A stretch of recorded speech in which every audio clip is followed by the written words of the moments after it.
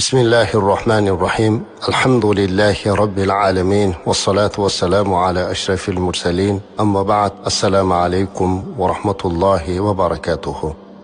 Muhtaram azizlar, qiyomatlik do'st degan so'zni ko'p ishlatamiz. Qiyomatlik do'st, ya'ni shunday do'stki, hatto qiyomatda ham do'stini taniy oladi. Mana shu do'stning mezonini bilish kerak. Qani aytingchi, hozir juda ko'pchilikka azizlar, haqiqiy do'st, haqiqiy sohib deganda kimni bilasiz desangiz, hamma har xil javob beradi. Biri aytadi, u do'st shunday do'stki, qiyinchilik bo'lganingda yordam bersin deydi. U do'st shunday do'st bo'lsinki, himoyangda bo'lsin deydi va hokazo. Lekin do'stlikni aytishdan oldin payg'ambarimiz alayhisolatu vasallamni do'st tanlashdagi so'zlari bilan boshlamoqchiman. U zot shunday degan ekanlar: do'stlarning eng yaxshisi shunday do'stki, sen Allohni eslamoqchi bo'lganingda eslashga yordam beradi, Allohni esingdan chiqarib qo'yganingda esingga solib qo'yadi dedilar. Bu mezon Rasulimiz alayhisolatu vasallamning mezoni. Sizni Allohni eslatadigan do'stingiz bormi? Allohni eslamoqchi bo'lganingizda yordam beradigan do'stingiz bormi? Demak, siz yaxshi do'st topa olibsiz.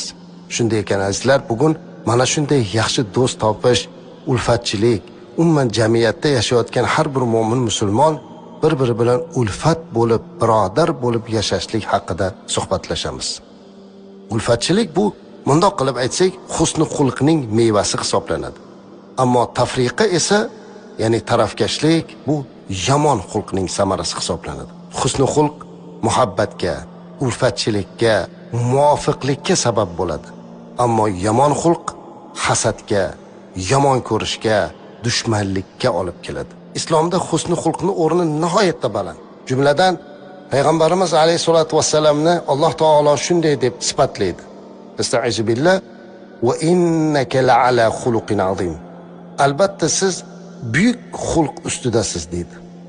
Haqiqatda ham payg'ambarimiz alayhisolatu vassalamning xulqidaqa xulq yo'q edi azizlar.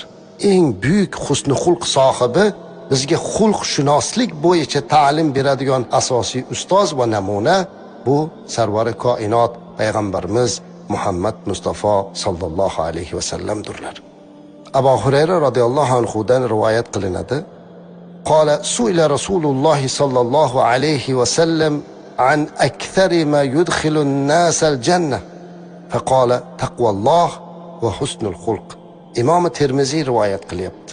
Payg'ambarimiz alayhisolatu vasallamdan bir zot so'rayaptiki, jannatga odamlarni eng ko'p kirgizadigan qaysi amal deganda, payg'ambarimiz alayhisolatu vasallam jannatga eng ko'p kirgizadigan bu taqvo va husn xulq dedilar. Qarang azizlar, taqvo bu Allohdan qo'rqish va shuni barobarida husn xulqni qo'yyaptilar.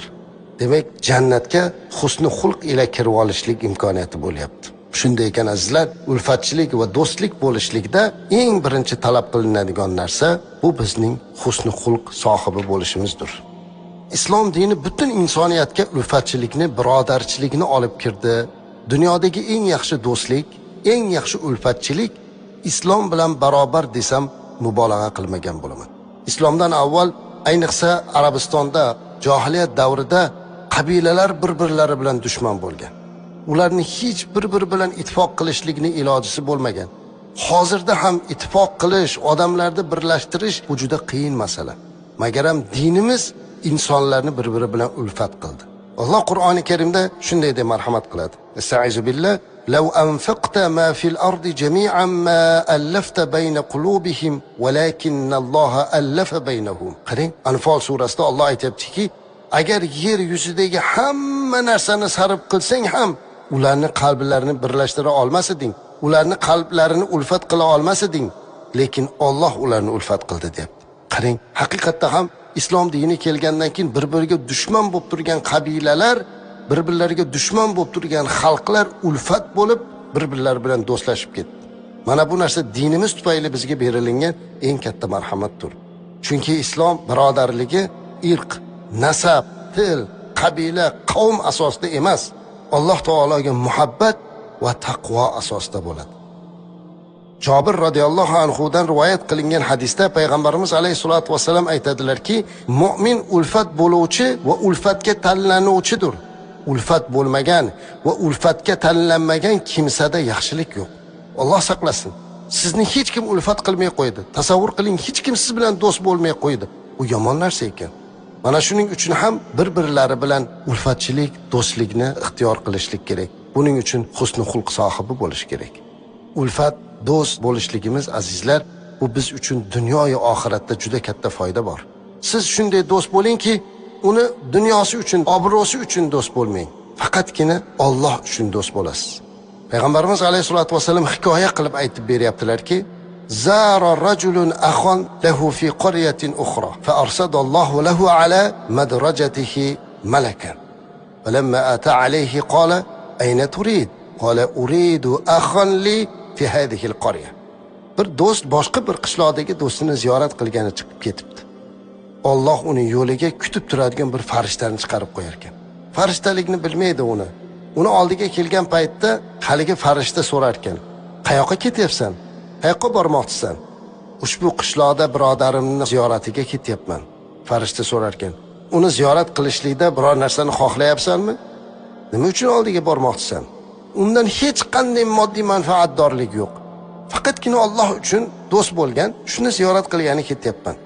Shunda haligi farishta: "Alloh meni seni oldinga yubordi.